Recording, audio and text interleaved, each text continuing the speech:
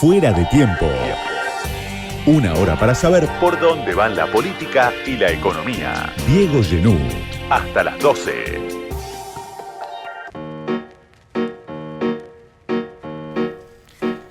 Claudio Katz es economista, investigador del CONICET y profesor de la Universidad de Buenos Aires. Escribió varios libros. El último se llama América Latina en la encrucijada global. Gracias, Claudio, por venir a charlar hoy conmigo en Fuera de Tiempo. Un gusto. Para mí también. Bueno, uno de los últimos artículos que escribiste y que estuve leyendo habla de Milei y su protagonismo, ¿no?, notable en lo que vendría a ser la constelación de la derecha hoy global a nivel internacional. Y venimos de ver en las últimas horas un diálogo entre Trump y Musk en plena campaña en Estados Unidos, donde aparece Milei, lo menciona Trump. Quería que me cuentes un poco cuál es la importancia que vos le das, porque al mismo tiempo decís, Milei navega a contramano en muchos sentidos a la derecha industrialista, llamémosle, proteccionista, que vemos en el mundo desarrollado. ¿Cómo lo ves? Sí, exactamente. Hay un perfil contradictorio de Milei. En primer lugar, no cabe duda que es parte de la oleada ultraderechista global. Tiene en común todos los rasgos principales de canalizar el descontento con la degradación social, con el hastío con el sistema político, de utilizar ese descontento como forma de presión sobre los grupos más vulnerables, en Estados Unidos los inmigrantes, los precarizados en Europa, los africanos, los árabes, acá los precarizados, los informales del movimiento piquetero. Tiene en común el propósito estratégico de debilitar los sindicatos, de destruir las organizaciones democráticas. Y yo te diría que la definición a la cual yo ascribo de la ultraderecha, Milei encaja bien. Para mí es autoritarismo reaccionario. Autoritarismo porque quiere liquidar todos los aspectos democráticos dentro del sistema político. En el caso de Milei es evidente todos los días algún paso para reforzar el perfil autoritario del Estado. Los fondos de la CIDE están destinados explícitamente a eso, no solo espiar opositores, garantizar el manejo de un sistema político bien desde el centro, limitando todo el resto de los poderes, y con la derecha mundial comparte ese autoritarismo manejado a través de los trolls, ¿no? En eso Milei hace punta, digamos que se ubica ahí con Cambridge Analytica o con Trump, ha logrado armar un equipo de libertarios que fijan la agenda y definen quién de los 50 funcionarios va a ser despedido antes que otro. Autoritarismo, reaccionario porque tiene planteos de volver para atrás, el ideal de la oligarquía de fin del siglo pasado. Estados Unidos quiere hacer grande América. Este quiere volver a una etapa donde la Argentina no despuntó nunca. Ahí se ve la diferencia. Y después comparte los rasgos generales de punitivismo, penalizar al pobre y permitir que el rico siga haciendo delitos de guante blanco. El antifeminismo, que ahora es curioso, ¿no? Porque él se subió a este escándalo, pero se subió simplemente para distraer y para modificar la agenda política. El discurso, la actitud, el programa es de un antifeminismo absoluto. Anticomunismo, yo te diría ya payasesco en el caso de él, porque para él son comunistas Petro o Lula. Y el nacionalismo reaccionario, que sería más en el caso de Villarroel, ¿no? El perfil ese de volver a los militares, a los desfiles, al genocida, se lo deja más a ella. Ahora, vos decís bien, ¿cuáles serían los dos elementos que yo veo que lo distinguen? Uno es la cuestión económica. Primero, por una razón objetiva, es el único ultraderechista del mundo que enfrenta una crisis de estas características y que lo hace navegar en un margen muy chiquito. No es la situación ni de Le Pen, ni de Meloni, ni de Trump, que enfrentan los problemas generales del capitalismo. No esta crisis tan aguda. Y en esta crisis tan aguda, su perfil es ultraliberal. Y ese ultraliberal yo lo veo a destiempo. No estamos ya en la época de la globalización, de Thatcher, de Reagan. Trump es intervenir en la economía, proteccionismo. ¿Qué costos le puede traer a eso a Milei? Esa ceguera ideológica, como vos decís. Ahí hay dos temas sin duda. El primero es a quién representa Milei y si le puede traer costos a él. Porque él está actuando al servicio de Estados Unidos, del Departamento de Estado, no de los negocios específicos de todos los grupos dominantes. Entonces hay que ver cómo él termina en todo esto. Él está haciendo un plan económico para el extractivismo, las mineras y los petroleros, que son una combinación de grupos concentrados de acá y muchos de afuera. El sector de los trolls, de los tecnológicos, que es un grupo bastante pequeño, y sobre todo el capital financiero, que es cobrar la deuda de afuera. Ahora, los dos grupos fuertes de la Argentina, el agronegocio y la industria, no están favorecidos ni remotamente. A Milei no lo silbaron en la rural porque hay afinidad política, pero el tipo de cambio está súper retrasado para lo que ellos quieren, y con la industria hay destrucción como no se veía. Por eso, fíjate que hay un contraste. Techín, que se reubica en el modelo actual porque dice, dejo un poco la industria y me voy a la energía, zafa. Pero Roggio acaba de tener un problema muy duro con sus obligaciones negociables. O sea, y Roca también acaba de decir, fuimos demasiado optimistas. Claro, Roca está en el medio, porque fuimos demasiado optimistas en una parte de los negocios, pero seguimos siendo optimistas en otra parte de los negocios. En cambio, la burguesía industrial, la UIA, está demoliéndose. Entonces, el costo para Milei es incierto, el costo para la Argentina es demoledor.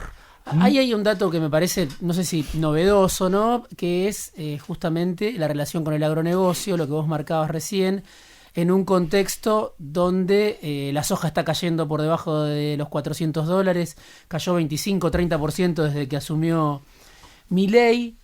¿Y cómo te imaginás esa tensión? Porque efectivamente el agronegocio reclama o la devaluación o la baja de retenciones y no tiene nada porque Milei se abraza al dólar planchado para sostener quizás su único mérito o el que él puede venderle a la sociedad, que es la baja de la inflación. ¿Cómo te imaginás ese desenlace en esa pulseada agronegocio? No lo sabe Milei, no lo sabe el agronegocio, no lo sabe vos, no lo sé yo. Es imposible de saber porque es una situación de un grado de incertidumbre total. Lo que está claro para mí es, primero, que se agotó la primera etapa del gobierno. El plan de Milei no caminó ni remotamente. Él pensaba que iba a tener un corto plazo y que de bajar rápidamente la inflación, que iban a venir inversiones, que iba a despuntar la economía, sobre todo que iba a venir un crédito externo que le iba a sostener, sea la dolarización, sea lo que sea. No vino nada. Y como no vino nada, lo que hay es un ajuste ya demoledor, los precios de los alimentos disparados nuevamente, la inflación de este mes, de nuevo, los números están mostrando una cosa muy alta.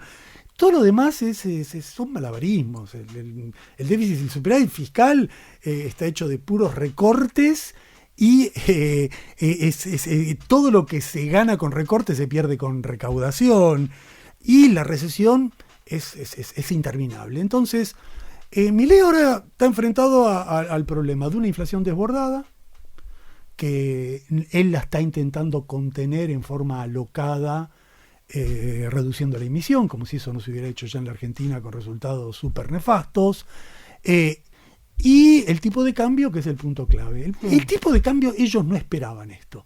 Ellos esperaban muchas cosas, pero que la inflación se le dispare ahí, el tipo de cambio quede aquí, no lo esperaban. Entonces, frente a eso tienen dos opciones. Opción A, que es la que está usando ahora, derrumbar la economía, que caiga la inflación. La inflación va a caer si seguimos así, pero nosotros vamos a caer muy por debajo de la inflación. O sea, no va a quedar nada de nosotros y en un momento, en el desierto general de la economía, con un desempleo triplicado y con la recesión expandida hasta lo inimaginable, claro, la inflación cae. Lo que pasa es que cuando vos llegás a ese punto, no es que después repunta, después hay un largo tormento. Él está en eso, Caputo está en eso, y el otro sector, más vinculado al campo, más vinculado a la estrategia general, dice, ojo a dónde estamos yendo. Está Cavallo, que dice, devaluemos un poquito. Está Sturzenegger, que como siempre dice, bueno... ¿no? Cavallo está asustado de la recesión. Cavallo está asustado de todo porque sabe que todo esto... Él supo cómo se desploma la convertibilidad, así que él sabe lo que es mantener un tipo de cambio fijo que va acumulando tensiones y después no puede salir. Lo conoce en carne propia. Además lo conoció segunda vez, otra crisis más. Cavallo dice, devaluemos un cachito y encontremos un equilibrio. Y Sturzenegger, por supuesto, el Gurka dice, devaluemos, levantemos el cepo. Confiemos en las fueras del mercado. Confiemos en las fuerzas del mercado y que sea lo que Dios quiera. Y en eso están. Lo que pasa es que hay tantos condicionantes para que esto no funcione, tantos, que el precio de la soja que cae en el mundo es apenas un detalle de todos los problemas que tiene. Este modelo es inviable por donde lo quieras ver. Sí, te quiero preguntar por otro artículo que me resultó también muy interesante, donde vos vas un poquito hacia atrás, creo que todavía no había asumido Milei o estaba por asumir, y repasás la puja histórica, ¿no? Obviamente, el conflicto, no sé si estructural, pero entre la industria y el sector agropecuario, y decís, los mecanismos que surgieron para morigerar la disputa entre el agro y la industria por la renta ya no cumplen esa función después de tantos años de crisis. La devaluación, la inflación, la deuda pública, la fuga de capital se transformaron en instrumentos autopropagadores de una inmanejable crisis. En algún momento, claro, el campo ayudaba a compensar los dólares que por ahí no tenía la industria. Vos ahora decís, eso se agotó, ¿no? ¿Cómo se resuelve, vos pensás, esa encrucijada desde otros paradigmas que no son los que en los últimos años, si querés, estuvieron al cargo de la Argentina, dada la correlación de fuerza? ¿Cómo se puede salir de esa trampa, ¿no? Que ya uno puede decir precede a Milei, ¿no? Incluso hasta podríamos decir explica a Milei. Sí, mira, está el tema de cómo pensamos nosotros que se sale y cómo piensan ellos que se sale. Empiezo por ellos. Sí. Porque aquí se presenta la siguiente exótica situación. La clase dominante nunca toleró personajes como Milei tanto tiempo haciendo las cosas que hace Milei. Esta es la primera sorpresa. Milei hace un despilfarro del gasto público, una exhibición de cosas inadmisibles, un manejo de sus 5 perros, un gasto de viajes por el mundo con el erario público, un lenguaje imposible de sostener en la vida pública, una agresión permanente a los propios y a los ajenos, y una tensión con cualquiera que le dice algo. Cualquiera es cualquiera de su círculo y cualquiera del círculo rojo que lo sostiene. Él se ha peleado con los economistas top. Él tiene una disputa con un banquero cuando piensa que ese banquero le está haciendo algo. Sí. O sea, él no... En eso se parece a Trump también. En eso se parece a Trump. El tema es que en Argentina, ¿por qué los grupos dominantes lo sostienen? Yo creo que la razón básica es que ellos esperan que Milei haga lo que no hizo ninguno de sus antecesores, que es destruir el movimiento popular. Toda esa larga historia de la Argentina, donde hay una correlación de fuerzas, el famoso empate hegemónico, donde finalmente no se define, es porque las clases dominantes no lograron destruir sindicatos, no lograron después debilitar movimientos sociales que surgieron a la luz de los sindicatos fuertes y organizaciones democráticas de las más grandes del mundo en torno a los derechos humanos. Los grupos de poder quieren terminar con eso. Quieren hacer de Argentina un país en un sentido como Chile, como Perú, donde el movimiento popular siempre esté a la defensiva, siempre, ¿no? Lo golpean y más a la defensiva, lo golpean y entonces para hacer eso le permiten a Milei. Entonces yo creo que a Milei hay que tener mucho cuidado en analizarlo por su política económica, por las medidas que toma en uno u otro lado. Yo creo que los grupos de poder están dispuestos a aguantar todo si ven que eso progresa. Perder dinero. Sí. El agro, ¿por qué no lo silbó el agro cuando con este tipo de cambios silbaba a todos? Bueno, porque Milei le dijo, yo no te voy a bajar las retenciones. ¿Por qué le permite no bajar las retenciones ahora? Porque bueno, en una de esas logra terminar con los piqueteros, logra terminar con el movimiento social, logra terminar con todo lo que ellos quieren debilitar. Entonces, sabemos que aquí hay una lucha compleja, porque... Lo que no se ve es una alternativa, ¿no? Yo creo que no se veía antes y por eso también llegó Milei. Y hoy mismo no se termina de ver. Por eso parece que Milei reina sobre la ruina del sistema político. Exacto. La alternativa solo se va a construir si Milei no logra eso. Si no, no. O sea, hay que esperar, digamos. No, hay que luchar. Hay que luchar primero. Sí. Porque si Milei logra su propósito, que es doblegar al movimiento popular, bueno, discutiremos a futuro, pero yo no a futuro, a un larguísimo futuro. Si en la Argentina la clase obrera pierde sus sindicatos y los movimientos sociales quedan afuera y ya no hay 24 de marzo con 4 generaciones saliendo a la calle, sino que hay escepticismo, decepción, Ahí también juega el gobierno un despliegue de fuerzas muy impactante con la represión de Bullrich, ¿no? Con causas por terrorismo. O sea, ahí el gobierno tiene uno de sus pilares. Exactamente, no es que están ellos no están improvisando. Ellos no están, cuando a Beliboni le hacen una causa por utilizar fondos públicos para los partidos, imagínate que si esa causa se la hacen a la UCR, al peronismo, al partido de Milei y al PRO, no queda nada. Son organizaciones construidas con el uso oscuro de la política. Criminalizar, generar esa situación para que la gente no vaya a las manifestaciones, crear un clima de terror, todo eso apunta a reforzar este clima para doblegar el movimiento popular. Por eso es clave las dos opciones. Si lo que vimos en los primeros meses del gobierno, 2 huelgas generales muy importantes, con manifestaciones obreras muy importantes, y una marcha educativa muy significativa porque indicó que la ideología neoliberal no penetró justamente ahí. Penetró en todos lados, pero no en la educación pública, que es la clave de una ideología no liberal en un país. Bueno, si se mantiene eso es un escenario. Si se mantiene el escenario de los últimos 2 meses, reflujo, desempleo, temor a salir a la lucha, aunque hubo una marcha en San Cayetano, aunque sectores estratégicos de la clase obrera siguen en pie de lucha, por ejemplo, los aceiteros, los que ganan bien. Y eso vale para aceiteros, para bancarios y para petroleros. Ojo, que tocas esos. Entonces, lo primero es la correlación de fuerzas. Si se logrará o no lo que pasó en el 2017 con Macri.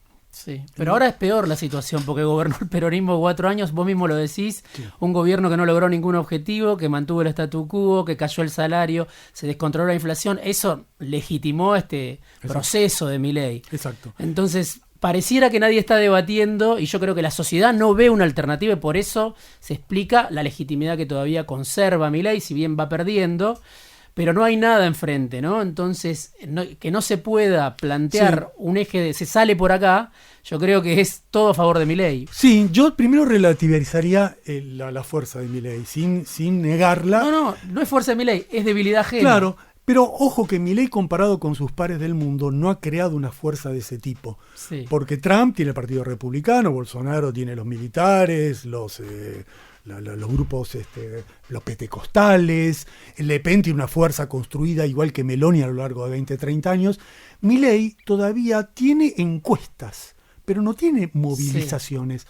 No tiene lo de Bolsonaro que junta 100.000 o 200.000 personas. No tiene una fuerza, tiene trolls. ¿Y qué tiene la oposición? Claro, el tema es qué tiene la oposición. La oposición está en una situación, la oposición clásica está en una crisis mayúscula. Esa crisis mayúscula obedece obviamente al recuerdo muy presente del gobierno de Fernández y toda la responsabilidad que tuvo el peronismo en la elección de Fernández. Este escándalo que estamos viendo ahora es como la frutilla del postre, es la degradación moral de una persona cuyo gobierno fue nefasto y esa experiencia está muy presente. Y esa experiencia está presente. No te diría solo en que Cristina lo eligió a Alberto, sino en lo que todo el peronismo y Cristina hicieron durante el gobierno de Alberto. Porque hubo muchas oportunidades para cambiar el rumbo. Acuérdate que en las elecciones de medio término, Milei, no me acuerdo, sacó 5 o 6%, llegó con esa pequeña bancada y después pega el salto. Quiere decir que la vicepresidenta, ella misma podría haber asumido un rol protagónico y decir hasta aquí llegamos en vez de... Pero vos decís, ella no tenía un plan alternativo al de Massa. No, ella lo que tenía, si lo tenía no se atrevió a hacerlo. En principio pienso que no lo tenía, nunca lo consideró. Porque, por eso Guzmán primero y después Massa. Por eso Guzmán primero y después Massa. Había 2 temas claves, uno que se vio de entrada que fue Vicentín. Vicentín era, ¿regulamos o no regulamos los precios de los alimentos? ¿Hacemos una empresa nacional testigo o no? Punto clave para el agro. Y después todo lo dominante que era el Fondo Monetario y la deuda. Y en este punto dominante del fondo y de la deuda, la posición de Cristina siempre fue como mínimo vacilante, sino semejante a la que uno tuvo se Alberto. Podría preguntar por qué ese malestar del que vos hablas lo capta una figura como Milei y no sectores que también cuestionan el sistema político desde la izquierda, ¿no? En la Argentina. ¿Por qué pasó eso? Que un panelista, más allá de que lo crearon los medios de comunicación, podemos decir, pero hay una izquierda arraigada en la Argentina de muchos años, un frente de izquierda que lleva 10 años y sin embargo cuando hubo un descontento, un malestar, un resentimiento, un rencor, como se le quiera llamar contra el sistema político, tuvo que aparecer una figura como esta para Sí, canalizarlo. yo creo que la explicación básica no es argentina, es mundial. Porque esta misma pregunta uno la puede formular para todos los países donde la derecha despunta. En general la derecha despunta, la ultraderecha después de un gobierno de derecha convencional o de un gobierno de centroizquierda. Y la pregunta en Francia, en Italia, en Estados Unidos, en el grueso de los países es por qué eso no lo canaliza la izquierda. Bueno, la izquierda a nivel global atraviesa una crisis por múltiples razones que se refleja también aquí. Y aunque la izquierda de la Argentina es muy singular, muy particular, tan singular como el peronismo, hay dos cosas raras en la Argentina en comparación a otros, los efectos generales, las tendencias generales están presentes. Entonces, la crisis de largo plazo que tuvo el socialismo después de la caída de la Unión Soviética, un conjunto de fracasos posteriores, condicionan un ambiente. A esto hay que sumarle lo que podría ser la propia estrategia de la izquierda en la Argentina, que yo en general pienso que la izquierda en la Argentina tiene un mérito enorme, que es su combatividad. A mí me parece que la izquierda, lo que define a una persona de izquierda, no son tanto sus ideas, sino su práctica. Y la práctica de la izquierda es una práctica de militantes, de gente que están en la primera línea de lucha, que tienen una vida personal que nunca va a ser Alberto Fernández ni nada parecido. Entonces, lo mínimo que eso tiene que suscitar es respeto, lo mínimo. Respeto, admiración, solidaridad, acompañamiento. Yo creo que ese es un activo de la izquierda. El tema es que construir un proyecto político de poder es algo un poco más complejo que tener una actitud de lucha. Eso requiere una estrategia. Y ahí están los problemas de la estrategia en la izquierda, ¿no? Que en general sus candidatos y sus figuras son vistas con mucha simpatía por mucha gente, pero siempre está la sensación de, pero van a llegar, ¿cómo hacen para llegar al gobierno? Sí. ¿Cómo dan ese salto? Bueno, eso requeriría ver un poco mejor lo que pasó en América Latina, notar que estamos en un periodo donde hay rebeliones pero no revoluciones, a diferencia de los años 60. Todas las grandes luchas que ha habido en América Latina son levantamientos populares, pero que no tienen esa característica de la revolución cubana o de la revolución nicaragüense, de otra época, sino que están más acotadas, se canalizan dentro del sistema político, no implican desenlaces militares como en otra época, y por lo tanto una estrategia tiene que ser una estrategia a tono con eso. Ahí hay dos miradas, ¿no? Porque obviamente desde afuera de la izquierda la crítica que se suele hacer es, bueno, hay una comodidad en el rol de opositor, ¿no? Desde adentro o desde una proximidad uno podría decir, hay una estrategia equivocada, ¿no? No sé bien qué es lo que hay, pero efectivamente está esa dificultad que gran parte de la sociedad no termina de ver, y vos en algún artículo decís, bueno, hay una idea de que esto tiene que terminar en un estallido, en un proceso revolucionario, y por eso no hay un planteo de otro tipo, de buscar una transición, no sé, otra estrategia de poder, similar a la que sucedió, supongo vos estás pensando en otros países. Claro, sí. Obviamente no creo que sea de las dos opciones, yo pienso que hay errores, no comodidad. Comodidad sería un poco paradójico que uno le guste estar en un lugar ajeno al que ambiciona. Bueno, todo es posible, pero supongamos que la gente, si alguien aspira a una transformación, aspira a protagonizar esa transformación. Yo creo que hay problemas, hay dificultades que tienen que ver con la historia argentina, que tienen que ver también con la compleja relación entre el peronismo y la izquierda. Porque una singularidad de la Argentina es que el peronismo sigue siendo un movimiento que incluye sectores progresistas y sectores de derecha. En general, el mapa político latinoamericano se ha clarificado. O sos progresista o sos de derecha. Si haces una clasificación, no vas a ver AMLO en México es progresista, la derecha está en otro lugar. Lula es progresista, la derecha está con Bolsonaro. No existe, como te señalé, no existe un partido donde esté en el mismo espacio electoral, Grabois y Guillermo Moreno. O una cosa o la otra. ¿Cómo se convive en un espacio? Eso es un problema de larga data con el peronismo. Que unos y otros piensan que no tienen que estar adentro, ¿no? Pero están. Sí. Pero en otros lugares. Moreno diría Grabois se tiene que ir, o no sé qué dirá Grabois. Pero en otros países no se presenta. En Chile no se presenta esa situación. ¿Por qué no se presenta? Porque naturalmente, dos miradas tan radicalmente opuestas de absolutamente todo, desde género hasta valores, dos miradas tan El distintas. Papa por ahí los puede unir.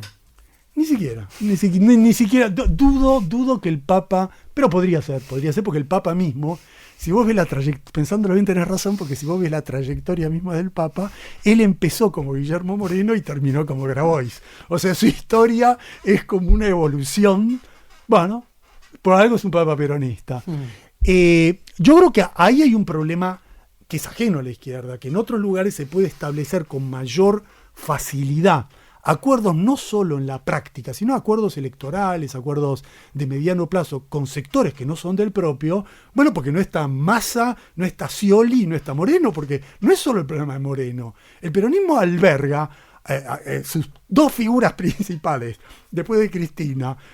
Scioli es funcionario de este gobierno, ya es el colmo del colmo del colmo, le elogia como alguien que tendría que sacarse un premio Nobel. Y Massa, después de haber hecho todo lo que hizo en su vida, ahora parece que es un broker de los grupos de inversión. Entonces, el peronismo en su estructura, y es una estructura que se recicla, sufre una crisis y vuelve a reciclarse, sufre una crisis y vuelve a reciclarse. Eso obstruye la formación de una convergencia con la izquierda. Entonces, hay problemas en los dos costados. Hay problemas en un costado que me parece que no avisora que en el momento actual la lógica sería una estrategia de llegar al gobierno y disputar el poder. Esa lógica es, llegás al gobierno y una vez que llegas al gobierno empieza la disputa por el poder, porque el gobierno, Cristina decía que es el 20%, tenía el 20%, yo creo que con suerte tenés el 10%, porque no tenés ni el poder político total, no tenés el poder judicial, el poder económico, y cada paso que da, como se vio con la ley de medios, chocás con él. Ahora, ese es un camino que es en general, con idas y vueltas, el camino que se recorre en América Latina. Entonces, me parece que pensar un futuro positivo en la Argentina es aprender de América Latina, imaginar convergencias de sectores que comparten ideas y acciones comunes, bueno, y apostar a una renovación general. Lo último, Villarruel, ¿qué significa en este mapa político? A veces pareciera que es la principal amenaza que ve Milei o su entorno, ¿no? Es una derecha más ligada a la dictadura militar. No termina de ser propia para Milei, evidentemente. No, claramente Villarruel hace su juego propio. Ahí hay una alianza de anarcocapitalistas con la derecha nacionalista, reaccionaria clásica.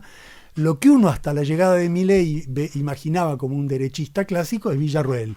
Militares, genocidas, nacionalismo reaccionario, a pleno.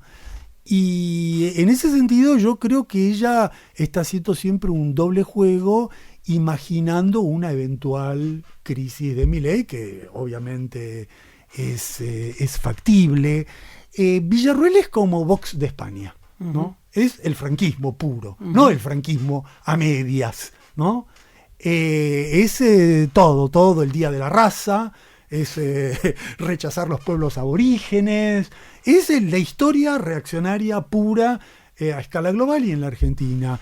Y ella es una persona que se ha demostrado lo suficientemente astuta como para labrar un camino propio. Y ahí me parece que yo creo que el establishment con Macri siempre están pensando, bueno, si esto falla, ¿cuál es el plan B? El plan B siempre lo está pensando Macri y eventualmente Macri quizás lo piensa con Villarruel. Ese plan B tiene que ver con negocios distintos. Gran parte de esta disputa que tuvo Macri recién con Milei probablemente sean simples negocios. Macri, viste que se ha dedicado a viajar con la FIFA por el mundo y a hacerse como un intermediario de los fondos de inversión de los países de los Emiratos. Debe haber algo acá con la cual no se pone de acuerdo con Milei. Entonces, cuando él le dice, yo te ofrezco gente para el gabinete, ¿no? Con esa bondad, es yo quiero mi parte de los negocios que no estoy viendo. Pero toda la derecha convencional está en un problema, porque la derecha convencional carga, sin la escala del peronismo, también el recuerdo de que ellos ya fallaron. Eso está muy presente en los votantes, en el espíritu general. Entonces, hay como un acomodamiento de todas las piezas, donde la gran carta de Milei, yo te diría que después de que le falló todo, le falló su plan económico, le falló la recuperación en B, en U, en lo que quieras. Hasta ahora le falló armar un partido sólido propio. Logró con los gobernadores y con el peronismo y el Senado que le voten una ley, pero te la voto hasta por hoy no más. Cada 2x3 le están haciendo alguna traspistonda en el Parlamento. Yo creo que la gran esperanza de Milei es que gane Trump. Y bueno, el tema, y ahí hay un problema, sí. Y ahí Milei tiene un problema adicional. Primero, Trump puede no ganar, porque ahí todo se define no en el número de votos y las encuestas, sino en los swing states, en 4 o 5 estados, ¿qué pasa? Segundo, puede ganar y, como dijo el Carone puede no darle el crédito. Tercero, puede darle el crédito, pero puede dárselo tarde. Entonces, hay que tener mucho cuidado que los guiños que le hace Trump a Milei son guiños del momento entre jugadores donde va a estar en debate muchas cosas. Por ejemplo, andás a ver si Trump no dice, bueno, muy bien, pero todo el litio, no una parte del litio, todo el litio para mi amigo Musk, enterito. Entonces ahí va a chocar con otros. Si tu carta de gobernabilidad para que lleguen los dólares que no llegan, esperando que Trump repita el crédito al FMI ahora con Milei, es que gane Trump, bueno, tu fragilidad es grande. Me quedé sin tiempo. Muchas gracias, Claudio, por haber venido al programa. Claudio Katz es profesor de la UBA, es investigador del CONICET, es economista. Su último libro es América Latina en la encrucijada global y vino hoy a charlar con nosotros en Fuera de Tiempo. Un gusto. Fuera de Tiempo. Una hora para entender la política en este mundo inestable. Diego Genú. Hasta las 12.